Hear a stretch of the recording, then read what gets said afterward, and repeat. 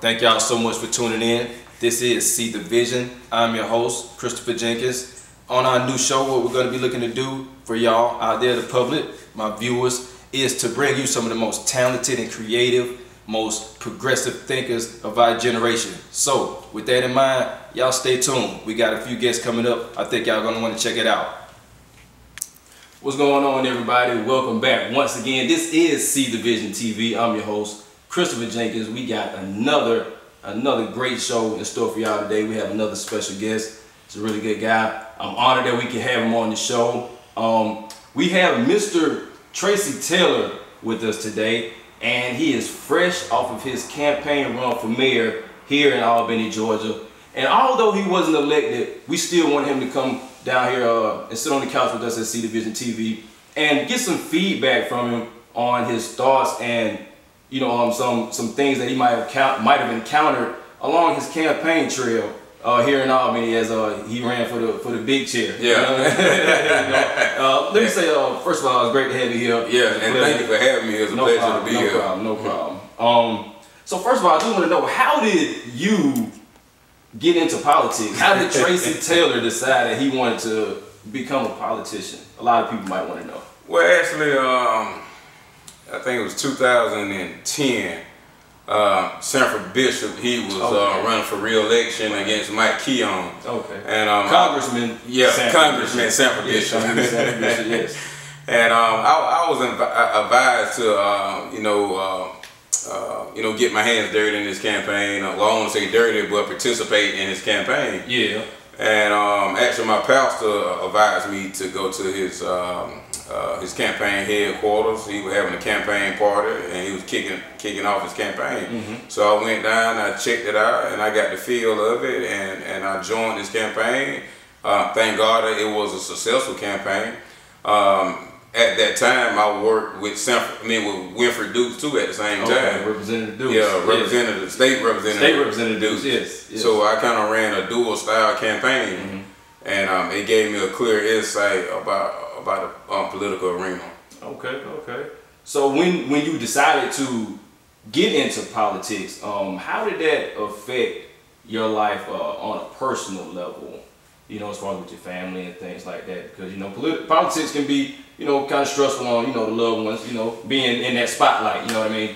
Yeah, actually that's a good question, and I advise anybody, if you run for any type of public office, talk it over with your family, see how your wife feel about it. Of course, I'm married. I've been married for 4 years now, amen. Yeah, congratulations. Congratulations. And of course, I had to sit down and talk to my wife and my family about it and see how they feel about it. And when I got their support, that gave me the okay to go ahead and run. Okay. So when you decided to run, who were some of those people that helped you decide that you wanted to actually do that and take it seriously? Well, actually, my best friend, he's Christopher Wright, the mayor of Dawson, Georgia. Actually, I ran for county commissioner last year, 2010, and he was kind of, an inspiration on that campaign as well too, and pretty much solidified me for running for mayor this year too. So it's good to have a great, wonderful friend that's already upholding a public office right now and doing great things as a young individual. So I felt like it was my duty to get my hands into the mix, into the political arena too. I believe in regionalism, so I believe that we can do things on a regional level, dealing with surrounding counties and other surrounding cities as well too, not just Dougherty County. Right. Yeah, because it is about Southwest Georgia. Yeah. You know what I mean? Like, we don't want to make it seem like it's just all about Albany. Because when it comes to politics and policies, the whole community, needs to be involved. Yeah, need to be involved. Need to be involved, because it's not, like I said, not just Albany. People commute back and forth. Yeah. So like everybody is affected by a lot of these changes and things that go on. So I totally understand that. I wanted to ask you, when you did decide to get into politics here in Albany, Georgia, what was the playing field like? And when I say that, I mean, like, what was it like for you, as a young black male, with your look. Yeah. You know, with your look, you know, with the dreadlocks, you know, the you know, those ethnic qualities, you know what I mean? Like, yeah, like they stereotypes and things of that nature. Like, how was it, you know, coming into politics? You know, did you, you know, receive any backlash or anything, or was it, you know, anything that you noticed that? Yeah, well, actually, you know, I did receive a lot of resentment from the older generation. How did it make you feel? In a way, it was kind of encouraging. It really gave me strength to continue to fight. Because I'm, you know, Martin Luther King, he's one of my heroes, and he said it best. He said, "One day we'll be judged by our character, not the content of our skin." Okay. And I truly believe that today, that's the real reason why we got an African American president right now, not just the content of his skin, but his character. I think his character played a significant role for him being elected and becoming the first African American president. Of course, because African Americans didn't, you know, alone get him in office. Right. So, you know, the words of the great Martin Luther King always echoed in my head and still do to this day, that one day we'll be judged by a character and not the content of our skin. I think we're on our verge heading there right now. Right.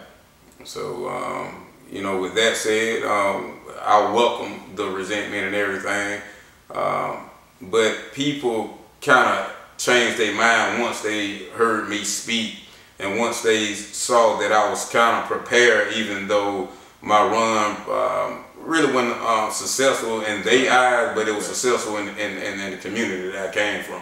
Right, so, right. Which is what it's about. You know? Yeah, that's what it's about. And that's what C Division TV is all about. You know, we want to get these, you know, people that are doing these types of things in the community, these positive things, you know, and we want to shed some light on that, because, you know, it's not a lot of brothers that look like you or us, you know what I mean, that's trying to do those positive things, you know, and I feel like we do get stereotyped a lot of times. And so I understand what you're saying. Okay, you said that a lot of the older generation, you feel like you got some resentment from them. Yes. Why do you feel that was so? Where do you feel that resentment comes from or came from? Because I say that first and foremost, because that I don't look like the traditional politician. Right.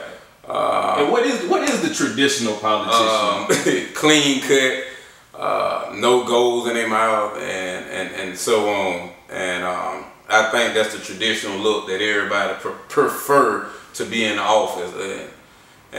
So I just came along to let those know that a blessing come in all shapes, colors, and sizes. You cannot put a limitation on what God has in store for his fellow mankind and his community. Mm-hmm. So I try to let that speak volume, the way I carry myself and the other community activities that I put myself into.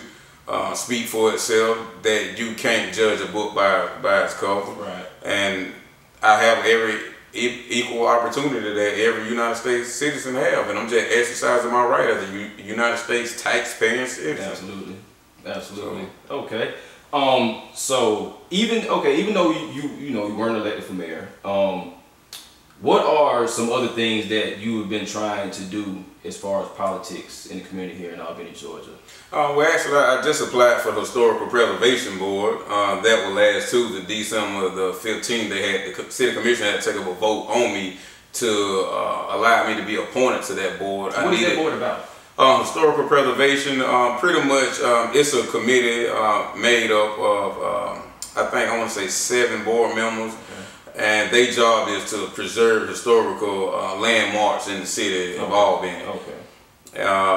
You know, like the Albany Theater, there's kind of been an uproar about that, how they don't let the conditions of the Albany Theater go down, and now they talking about demolishing the Albany Theater, which the Historical Preservation Board kind of was in limbo with that. They want to fight to keep it, but it'll cost the city so much money making repairs to the Albany Theater like that. So that's just one example of projects that they have their hands on. Right. And what other, are there any other committees that you were applying for? Or? Yeah, actually I applied for the Economic Development, the EDC. Okay.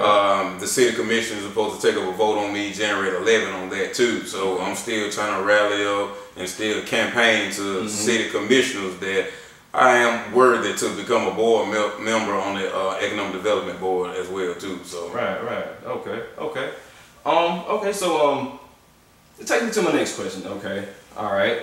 So being a young black male, okay, it's been a lot in the news this year. You know, as far as with law enforcement, yes, and and our young black men, yeah, you know, and so being in the political arena and being a young black male yourself, I just want to get your thoughts on how things have been this year. You know, from Ferguson to Baltimore to the young brother that was killed down in Valdosta, was it? Yeah. That's my neck of the woods. Yeah. Just how you feel about the atmosphere, the plight of the young black man now in today's society? Well, I think that we have to educate our youth better, far as educating the youth about their Bill of Rights, their rights as a citizen. The Bill of Rights is a living law. It's just not a written law. It's a law that, is, like I said, a living law that we live by every day.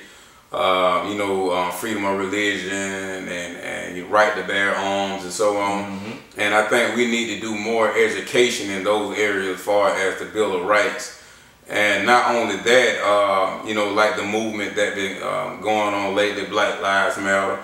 I sit back and reflect, and my personal opinion is, it's kind of no different from the civil rights era. This is our fight. This is a fight that we have to take up with our criminal justice system. We have to demand more criminal justice reform on a local, and a state, and a federal level. And we have to hold accountable our elected officials, our police chief, our sheriff, the way they police our communities, the way they target our young African American society. It's no secret that African American have the most highest incarceration rate across the nation. And of course, it's a problem with that. And personally, I grew up, I was an at-risk teen.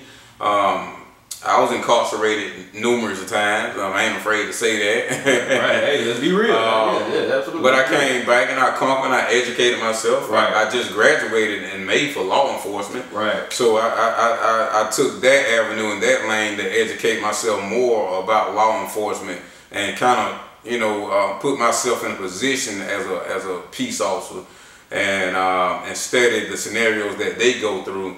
And even though I went through training, at a technical college, but the type of education and training that I went through with law enforcement here in Albany, Georgia, it give you a clear understanding how officers should carry themselves, and it give you an understanding of an officer's discretionary power. Right.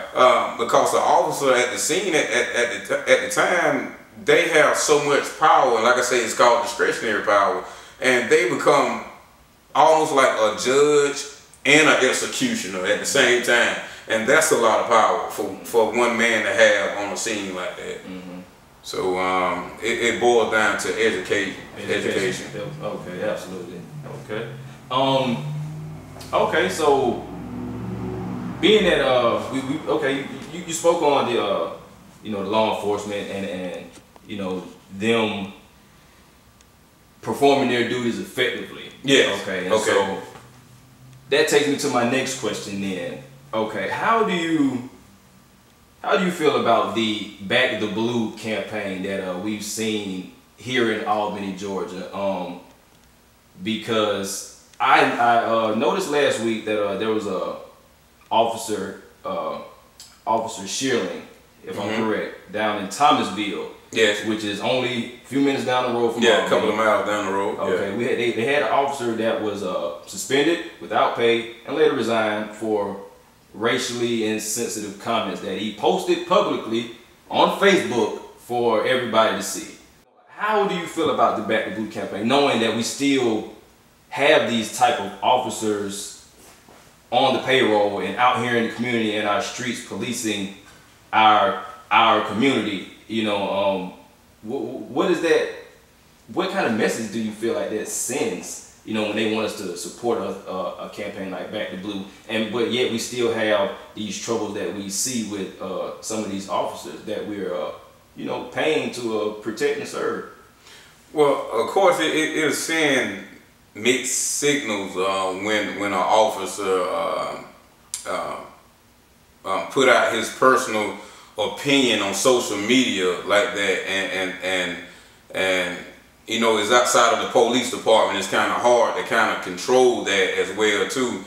But me personally, I think the Back to Blue campaign, the way they going about it, I kind of support the way they going about it, Back to Blue and so on. But I think we still missing the point. I think we need to take our officers through thorough training dealing with ethics, culture training, how to deal with minorities, go back to community police and put more emphasis on community policing. Like I said, I graduated in law enforcement, and we went through a lot of training. I had courses dealing with ethnic culture, diversity, how to handle certain minorities, even dealing with the Latino community, the African American community, the white American community, urban, suburbs, rural areas. And when you go through that training, it's kind of briefly skimming over that, but we need to develop more workshops that are supported by our local community. We need to find local ways to fund programs that can give officers that extra training quarterly or every 90 days, and to test and review them on knowledge of how to deal with the community. So, you know, like I said, my personal opinion with the Back to Blue campaign, I think it's a good strategy. Okay. Because how they're running it is kind of like, well, of course I'm a politician. I ran for office several times, and it's like they campaigning and turn it to a political agenda, which is kind of political agenda, but then again, it's a community and local, state, and federal problem.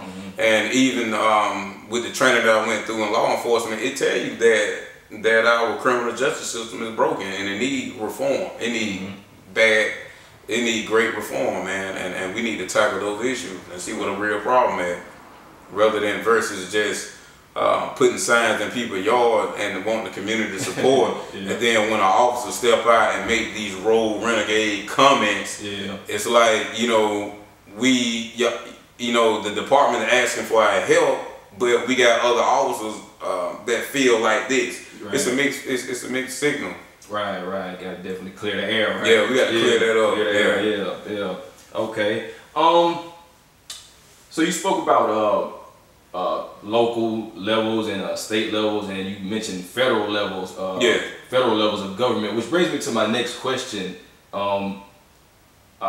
You mentioned President Obama a little earlier in our interview, and I just wanted to ask you, how has his term in office influenced you at all?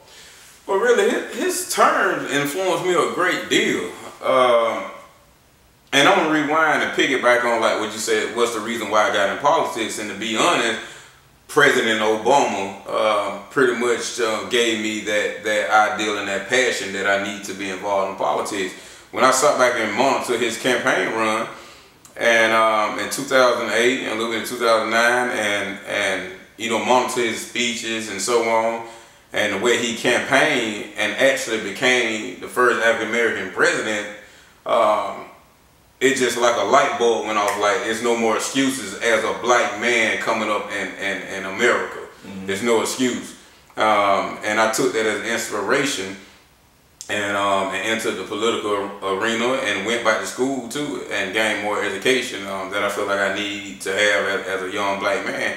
And not only that, I wrote President Obama several times, maybe like twice, and told him how he influenced me to step it up as an African American man. And he sent me an autograph picture and wrote me a letter back too as well. So I greatly had a profound profound respect for my president. Right, right. The way he influenced me and others, and also the mayor of Dawson. President Obama, you know, had a great influence on his political career right now as well too. So, you know, he's right on time to me. Absolutely. Okay. So how do you feel his legacy will be remembered as his term comes to an end next year? He will go down as one of the greatest, most intelligent, most impactful president of all times. I heard Bill Clinton say it best at a Democratic convention.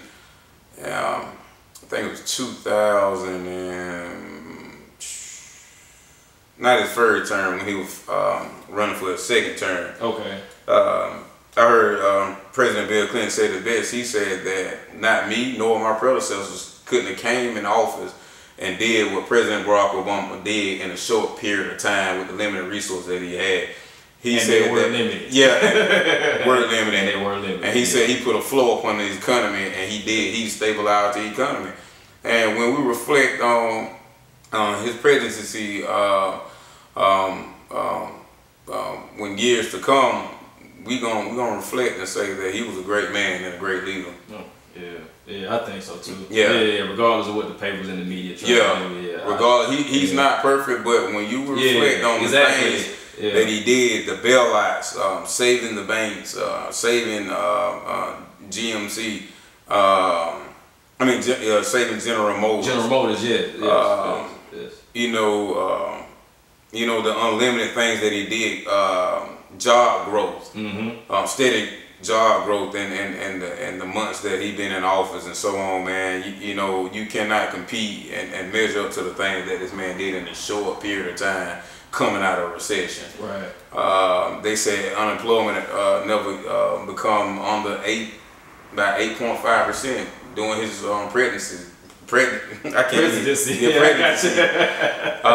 But it's at it's at 5.1%, man, and that's awesome. That's I mean, you look at gas on a national scale is a little under $2 a gallon. Yeah, about $2, right? I mean, you haven't seen that in 8-9 years. I mean, so it speaks for itself what he's doing right now. And so I applaud the brother for that. Yeah. Hats off to you. Yeah. Absolutely. Okay.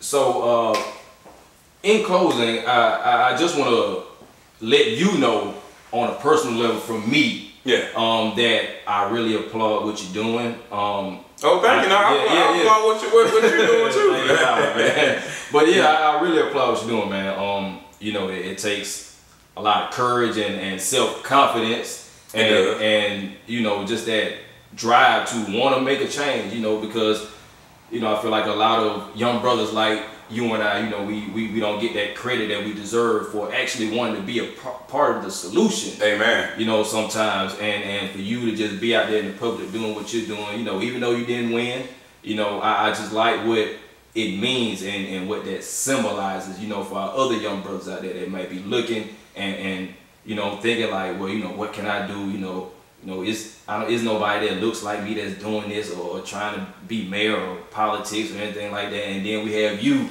and I just feel like it's a great thing, and we need more of that.